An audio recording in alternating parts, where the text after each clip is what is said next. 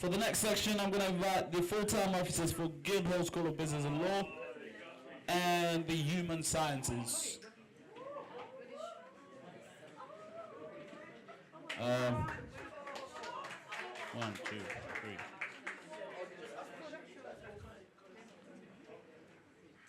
Oh, there's no way I'm going first. I'm getting real. You guys off the stage. Okay. Sit down, Nicole. I'll sort this out. Right.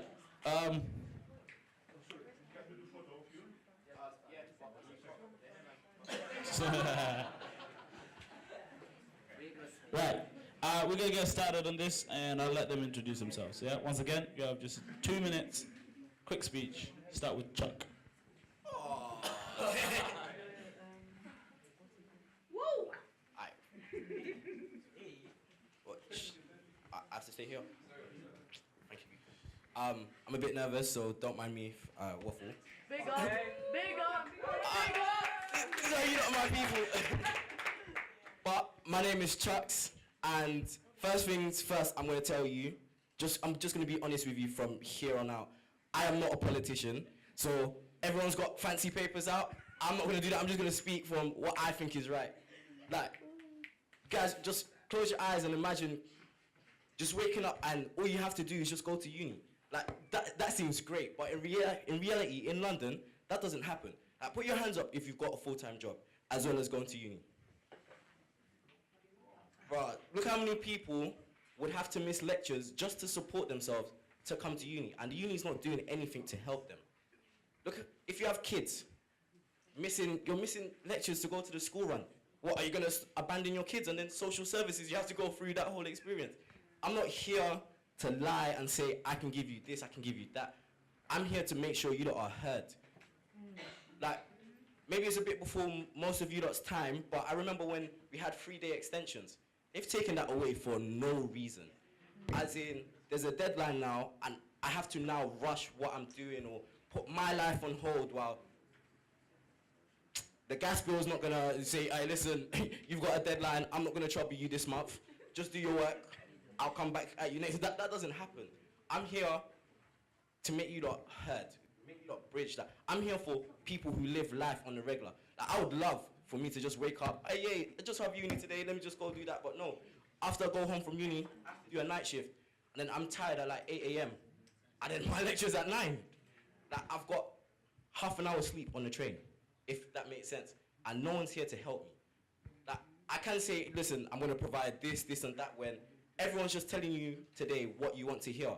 No one's actually asked you, what do you guys need? Everyone's like, disability this, disability that. When you've got a disability, you don't feel like you have a disability. So we can't group them as one person, as people. You have to actually go talk to the individuals and say, listen, what do you need from me?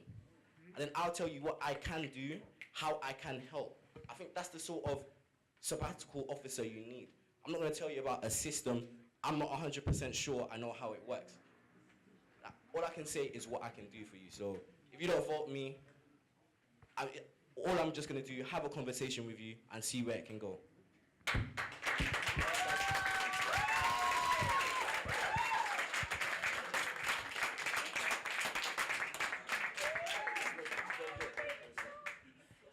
Hello everyone. Oh, that's a little loud. How y'all doing?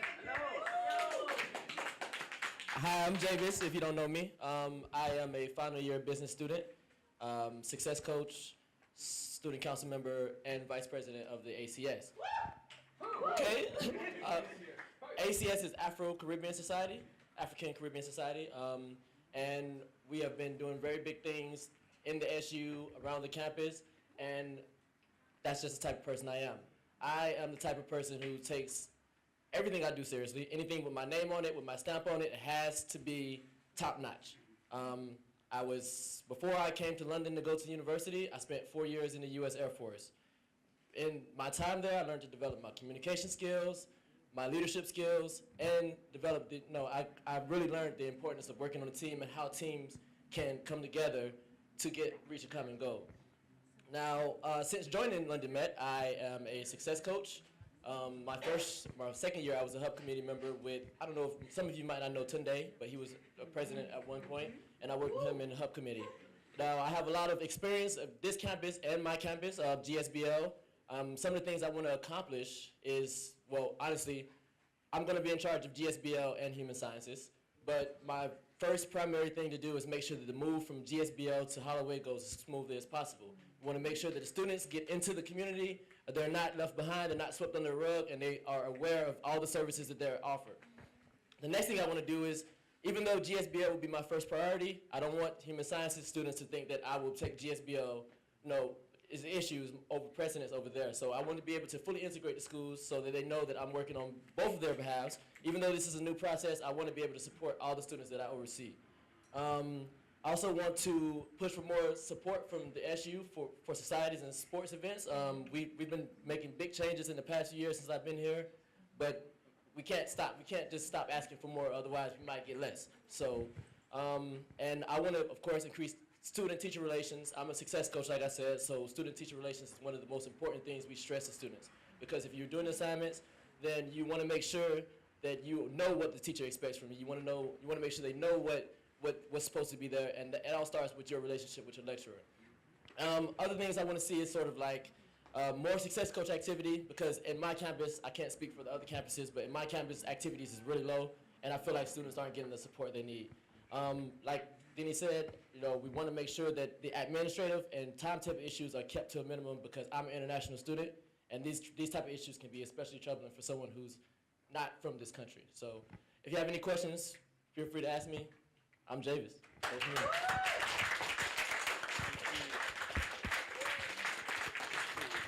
Thank you, James. It's so exhilarating being here. Ooh, I'm excited. Hello, everyone. My name is trust me.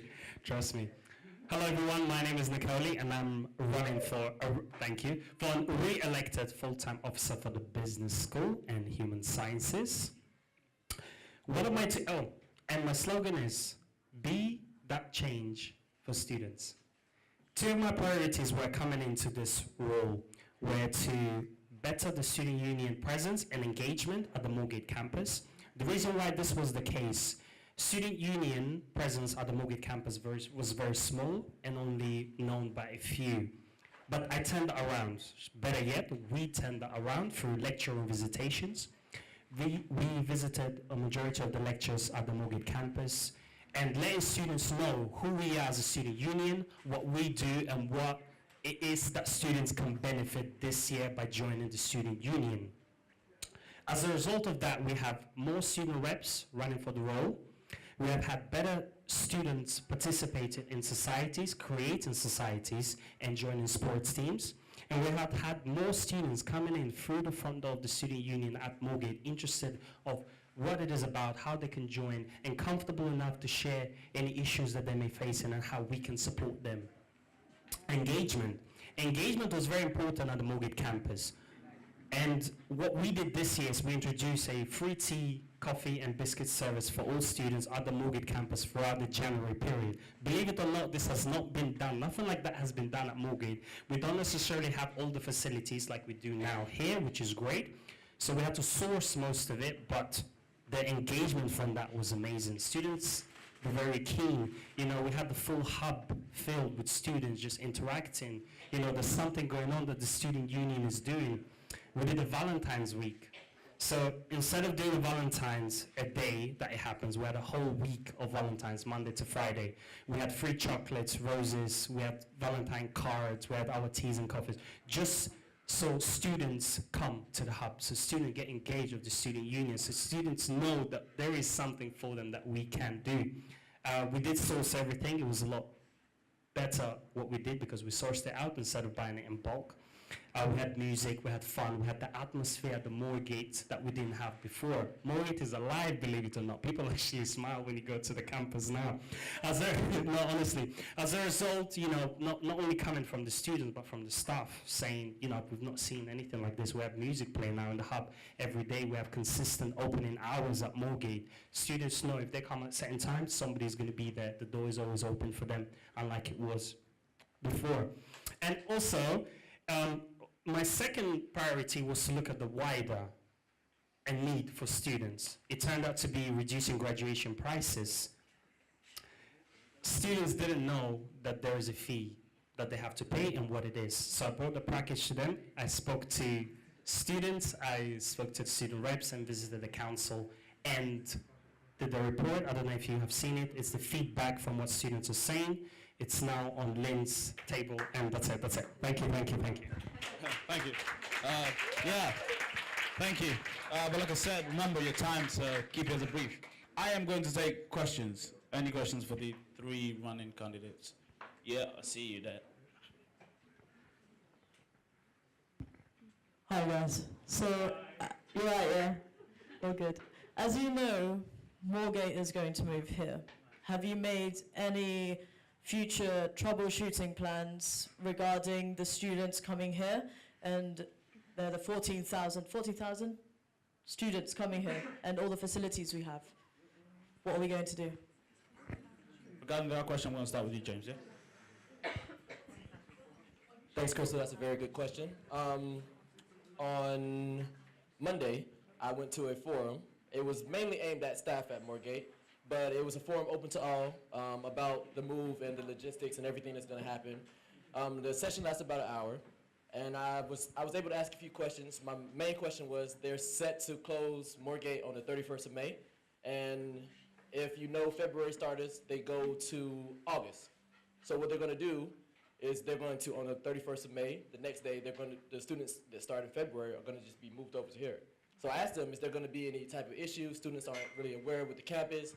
They said they're going to be setting up tours, type of things for staff and students so that they can be familiar with the campus and things like this. And there were some other questions asked, but there was not a lot of student representation there, which kind of bothered me. So I can only ask so many questions myself. I had a load of questions to ask.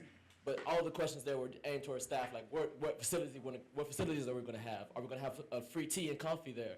So I got a chance to ask a few questions about February starters, and I also asked about how they're planning on sort of making sure that people don't lose that business sort of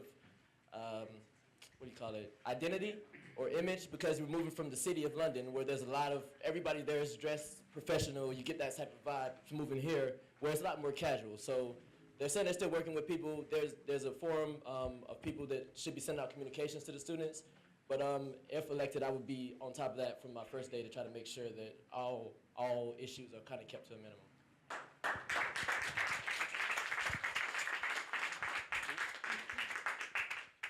Thanks, Crystal. Very excellent question. But it's just real basic humanity. What you need to do for when Moorgate come over is just make them feel welcome, make them feel integrated. Make the Holloway students don't feel like someone's stepping on their turf. Like, everyone gets a bit like territorial, but there's so much space in Holloway that people don't understand, There's plenty of empty rooms, plenty of empty classrooms, plenty of space in the library. People are just going to come over and show everyone, hey, look, that's our library. And then we're going to have every single student in there and everyone's fighting for seats. But we can make library services available within parts of the uni. So I don't need to check out a book to move it to the Tower building. Or I don't need to lost my thought. But we can make everything comfortable. No one has to be crammed. We can show everyone or make spaces available to students. Like, teachers shouldn't have key cards that lock rooms or anything. If there's a room that's free and no one's using it and you want to use it, go sit down. Don't feel cramped. So it's just all about integrating and making sure no one feels we're not in each other's faces. And I do get the city is more business-like, but reality is you don't dress the way you want to be, or businesses aren't just based in the city. And plus it's cheaper to be out here anyways because this is zone 2. So hopefully you Moorgate people will enjoy it.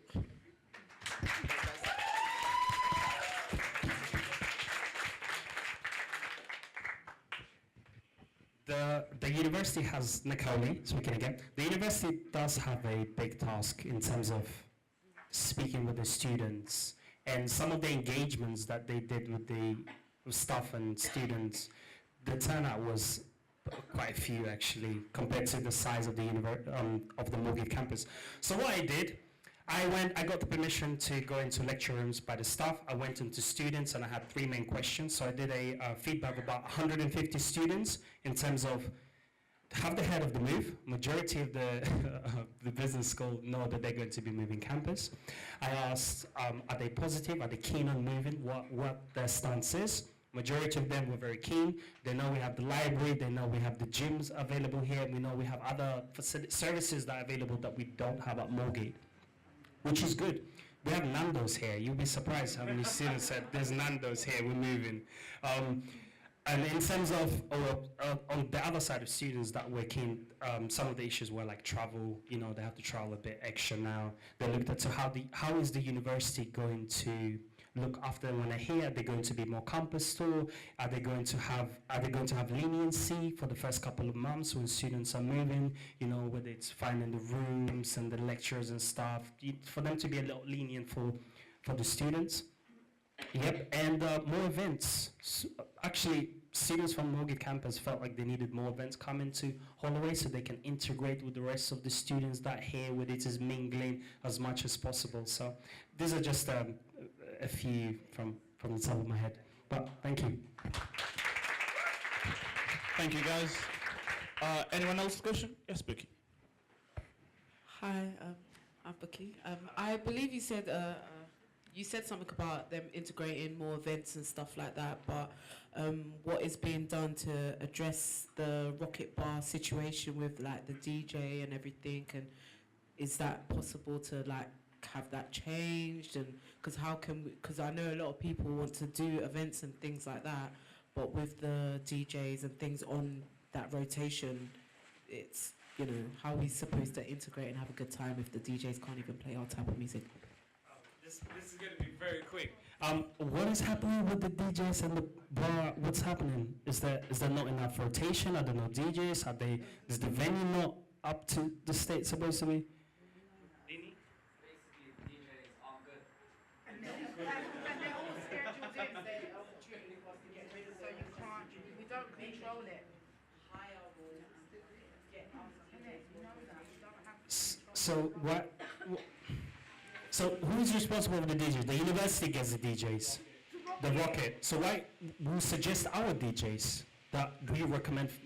What's that? Can we recommend our own DJs? I know at least about 2-3 DJs that are actually quite good.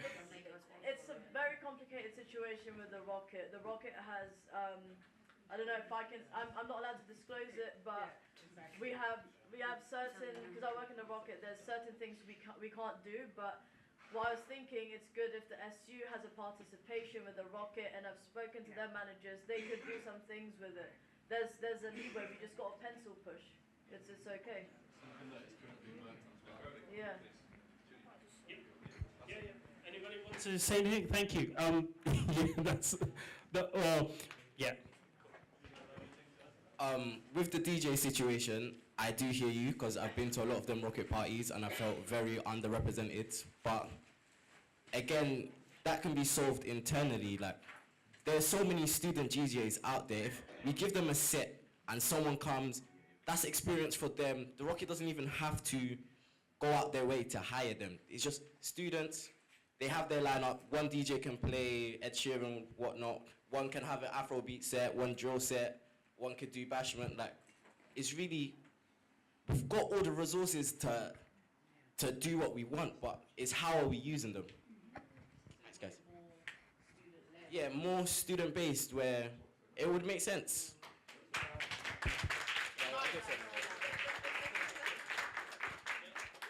Yeah, so in regards to the Rocket, I think a lot of people don't know that we don't actually own the Rocket.